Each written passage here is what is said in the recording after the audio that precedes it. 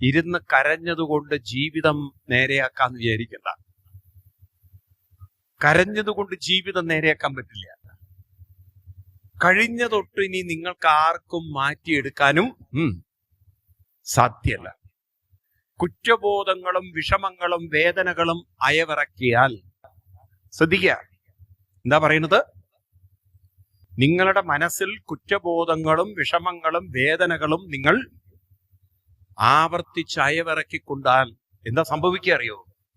ദുരിതങ്ങൾ ഒന്നിനു പുറകിൽ ഒന്ന് വരും. കാരണം എന്താണെന്നറിയോ? എന്താ കാരണം? മനസ്സിന് കർമ്മങ്ങളെ ആകർഷിക്കാനുള്ള കഴിവുണ്ട്. ശ്രദ്ധിക്കൂ, നിങ്ങൾക്ക് മനസ്സിലാവും. ഈ ഭൂമിക്ക് ഭൂഗുരുത്വാകർഷണമുണ്ടെന്ന് നമ്മളെ പഠിപ്പിച്ചു. പക്ഷെ മനുഷ്യന്റെ മനസ്സിനും ആകർഷണമുണ്ടെന്ന് നമ്മളെ